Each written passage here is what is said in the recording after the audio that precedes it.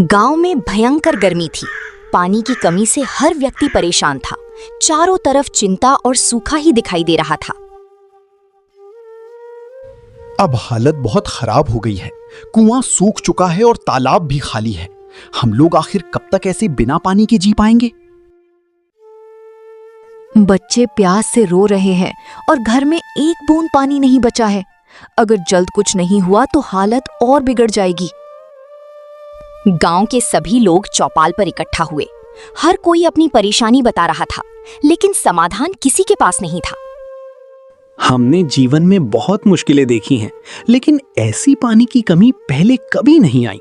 हमें मिलकर कोई उपाय जरूर खोजना होगा। अगर हम पास के गांव से पानी लाने की कोशिश करें तो शायद कुछ दिन का काम चल सकता है, लेकिन वो भी आसान नहीं होगा।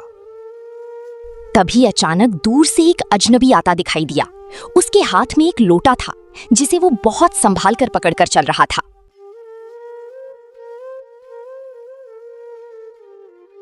देखो, कोई बाहर का आदमी आ रहा है।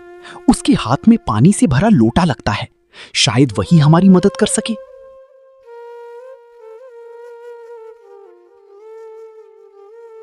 मैं दूर से आया हूं और मेरे पास सिर्फ ये एक लोटा पानी है, लेकिन अगर तुम समझदारी से काम करोगे तो बहुत कुछ बदल सकता है। गांव वाले अजनबी की बात सुनकर हैरान रह गए, लेकिन उनके अंदर उम्मीद की एक हल्की सी किरण जाग उठी थी। भाई, हम सब बहुत परेशान हैं। अगर तुम्हारे पास कोई उपाय है तो हमें जरूर बताओ।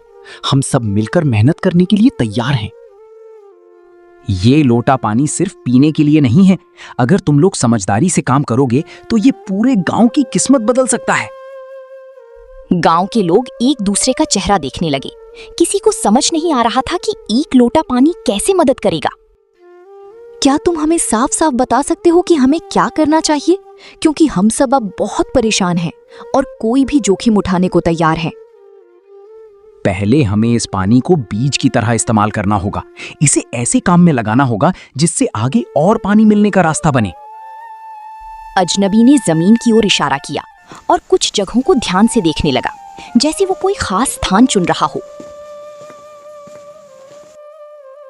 यहां एक गड्ढा खोदो और इस पानी को धीरे धीरे उसमें डालो। फिर हम मिलकर ऐसी व्यवस्था करेंगे जिससे पानी जमा हो सके। अगर हम इतना कम पानी जमीन में डाल देंगे तो पीने के लिए क्या बचेगा? हम पहले ही बहुत मुश्किल में हैं। गांव वालों के मन में डर और उम्मीद दोनों थे। वे समझ नहीं पा रहे थे कि अजनबी की बात मानी या नहीं।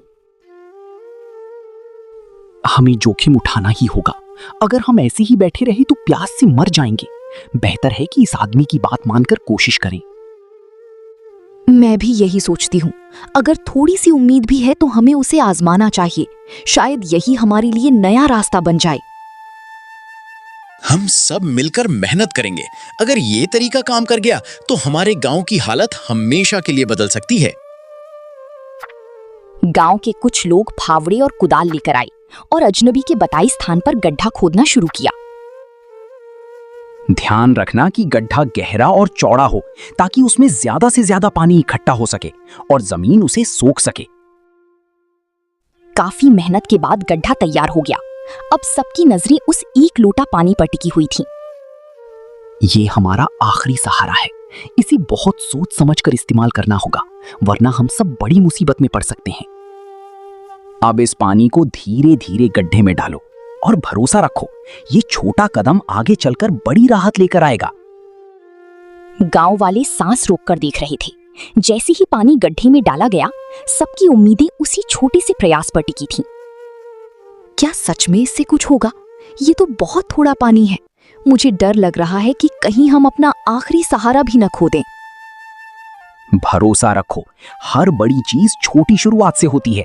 अगर हम सही दिशा में मेहनत करेंगे तो ये पानी हमें रास्ता जरूर दिखाएगा। अजनबी ने कुछ लोगों को आसपास की जमीन साफ करने और पत्थर हटाने के लिए कहा, ताकि पानी आसानी से इकट्ठा हो सके। हमें यहाँ ऐसा ढांचा बनाना होगा जिससे बारिश का पानी इकट्ठा हो सके। ये गड्ढा आगे चलकर हमारे लिए छोटा तालाब बनेगा। अगर हम सब मिलकर ये काम करते रहे तो आने वाले दिनों में हमें पानी के लिए इतना परेशान नहीं होना पड़ेगा। गांव के लोग अब धीरे धीरे समझने लगे थे कि अजनबी सिर्फ पानी नहीं बल्कि सोच बदलने की बात कर रहा है। अब मुझे समझ में आ रहा है, हमें सिर्फ पानी ढूंढने की नहीं बल्कि उसे बचाने और जमा करने की आदत डालनी होगी। यही समझ सबसे बड़ी ताकत है। जब सोच बदलती है तो हालात भी बदलते हैं और यही बदलाव तुम्हारी गांव को बचाएगा।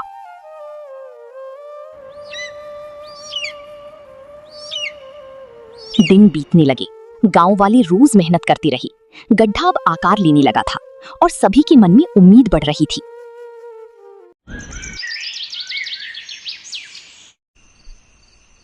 हमें लगता था ये सब बेकार है, लेकिन अब देखकर लग रहा है कि हमारी मेहनत सच में कुछ बदलाव ला सकती है। हाँ, अब बच्चे भी खुश हैं। वे रोज यहाँ आकर देखते हैं और पूछते हैं कि कब इसमें पानी भरेगा और हम सब राहत पाएंगे।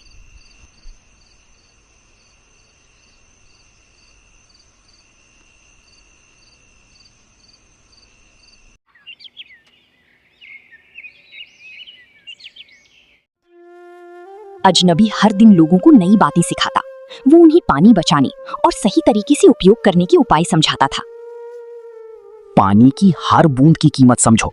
अगर हम इसे बेवजह खर्च करेंगे तो भविष्य में फिर वही मुश्किलें हमारे सामने खड़ी होंगी।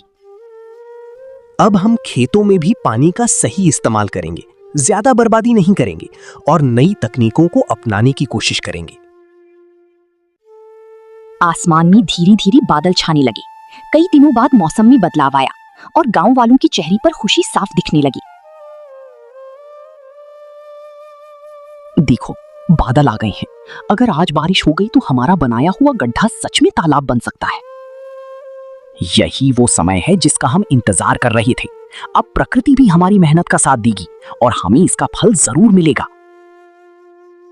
कुछ ही देर में तेज हवाएं चलने लगी और काली बादलों ने पूरे आसमान को ढक लिया। गांव में उत्साह बढ़ने लगा। आज तो सच में बारिश होने वाली है। इतने दिनों बाद ऐसा मौसम देखा है। भगवान करे हमारी मेहनत रंग लाए। हम सब ने मिलकर जो किया है, अब उसका फल मिलने का समय आ गया है। मुझे पूरा भरोसा है कि सब अच्छा होगा। अचानक तेज बारिश शुरू हो गई। मोटी मोटी बूंदें जमीन पर गिरने लगी और कुछ ही समय में गड्ढे में पानी भरने लगा। देखो देखो, पानी भर रहा है। हमारा गड्ढा अब सच में तालाब बन रहा है। अब हमें प्यास नहीं लगेगी। ये सिर्फ शुरुआत है।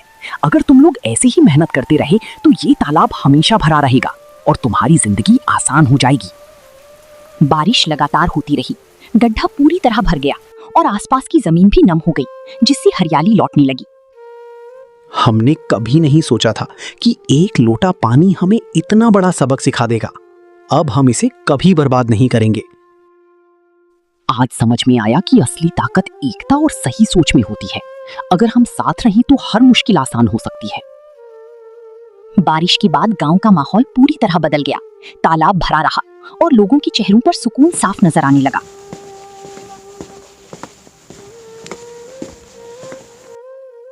अब हमें पानी के लिए परेशान नहीं होना पड़ता। बच्चे भी खुश हैं और घर का काम भी आसानी से हो जाता है। सच में, अगर हम पहले ही समझदारी से काम करते तो शायद हमें इतनी मुश्किलों का सामना नहीं करना पड़ता। लेकिन अब हमने बहुत कुछ सीख लिया। गांव के लोग अब मिलकर तालाब की देखभाल करते। कोई भी पानी को बेवजह बर्बाद नहीं करता और सब जिम्मेदारी निभाते थे। अब हम खेतों में भी पानी का सही उपयोग करेंगे, कम पानी में ज्यादा फसल उगाने के तरीके अपनाएंगे और भविष्य के लिए तैयार रहेंगे। हमें इस तालाब को हमेशा साफ रखना होगा ताकि आने वाली पीढ़ियां भी इसका फायदा उठा सकें और पानी की कद्र समझें। एक दिन गांव वालों ने देखा कि अजनबी कहीं नजर नहीं आ रहा। वो बिना बताए चुपचाप गांव से चला गया था। वो आदमी बिना कुछ कहे चला गया, लेकिन हमें सबसे बड़ी सीख देकर गया है। हम उसे कभी नहीं भूलेंगे और उसकी बातों को याद रखेंगे। सही कहा। उसने हमें सिखाया कि छोटी सी चीज भी बड़ा बदलाव ला सकती है। बस जरूरत होती है सही सोच और मिलकर काम करने की। समय बीतता गया। गांव अब खुशहाल हो चुका था। पानी की समस्या खत्म हो गई और हर तरफ हरियाली दिखाई देने लगी।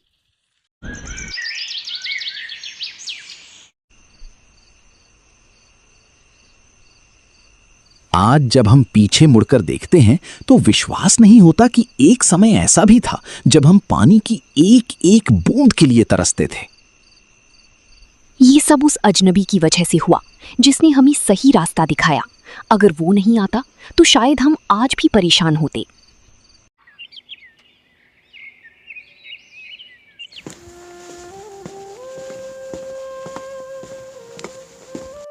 गांव के बच्चों को अब स्कूल में पानी बचाने और प्रकृति की रक्षा करने की शिक्षा दी जाने लगी थी। बच्चों, हमें हमेशा याद रखना चाहिए कि पानी जीवन का आधार है। इसे बचाना हमारी जिम्मेदारी है और इसे कभी भी व्यर्थ नहीं करना चाहिए। हम सब मिलकर पानी बचाएंगे और अपने गांव को हमेशा हरा भरा रखेंगे ताकि हमें कभी भी ऐसी परेशानी का सामना ना करना पड़े। गांव वाली अक्सर उस अजनबी को याद करती और उसकी दी हुई सीख को अपने जीवन में हमेशा अपनाती रहती थी।